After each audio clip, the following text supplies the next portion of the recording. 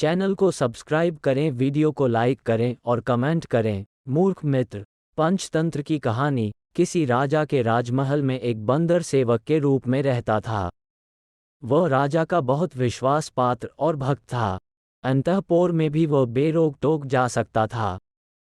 एक दिन जब राजा सो रहा था और बंदर पंखा झल रहा था तो बंदर ने देखा एक मक्खी बार बार राजा की छाती पर बैठ जाती थी। पंखे से बार बार हटाने पर भी वह मानती नहीं थी, उड़कर फिर वहीं बैठी जाती थी। बंदर को क्रोध आ गया। उसने पंखा छोड़कर हाथ में तलवार ले ली और इस बार जब मक्खी राजा की छाती पर बैठी तो उसने पूरे बल से मक्खी पर तलवार का हाथ छोड़ दिया। मक्खी तो उड़ गई, किंतु राजा की छाती तलवार की चोट से दो टुकड़े हो गई। राजा मर गया। दोस्तों, मेरी चैनल को अभी सब्सक्राइब कर लीजिए। बंदर और लकड़ी का खूंटा दूसरी कहानी है, इसे भी मैं पढ़ के सुनाता हूँ। एक समय शहर में कुछ ही दूरी पर एक मंदिर का निर्माण किया जा रहा था। मंदिर में लकड़ी का काम बहुत था, इसलिए लकड़ी चीरने वाले बहुत से मजदूर काम करने लगे हुए थे। यहाँ वहाँ लकड़ी के लटके पड़े हुए थे और लटके सह तीर चीरने का काम चल रहा था। सारे मजदूरों को दोपहर का भोजन करने के लिए शहर जाना पड़ता था, इसलिए दोपहर के समय 1 घंटे तक वहाँ कोई नहीं होता था। एक दिन खाने का समय हुआ तो सारे मजदूर काम छोड़कर चल दिए। एक लकड़ा आधा चीरा रह गया था। आधे चीरे लकड़े में मजदूर लकड़ी का किला फंसाकर चले गए। ऐसा करने से दोबारा आरी घुसने में आसानी रहती है। तभी वहाँ बंदरों का एक दल उछलता कूदता आया। उनमें एक शरारती बंदर भी था, जो बिना मतलब के चीजों से छेड़छाड़ करता रहता था।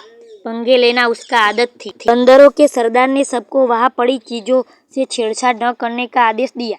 सारे बंदर पेड़ों की ओर चल दिए, पर वह शैतान बंदर सबकी नज़र बचाकर पीछे रह गया और लगा अड्डंगेबाजी करने लगा। उसकी नज़र अध चीरे लकड़े पर पड़ी। बस वह उसी पर पील पड़ा और बीच में उड़ाए गए किले को देखने लगा। फिर उसने पास पड़ी आरी को देखा, उसे उठाकर लकड़ी पर रगड़ने लगा। उससे किर किर की आवाज़ निकलने लगी तो उसने गुस्से से आरी पटक दी। उन बंदरों की भाषा में किर किर का अर्थ निखट्टू था। वह दोबारा लकड़े के बीच फंसे किले को देखने लगा। उसके दिमाग में कौतूहल होने लगा कि किले को लकड़े के बीच में से निकाल दिया जाए तो क्या होगा। अब वह किले को पकड़ कर उसे बाहर निकालने के लिए जोर से आजमाइश करने लगा।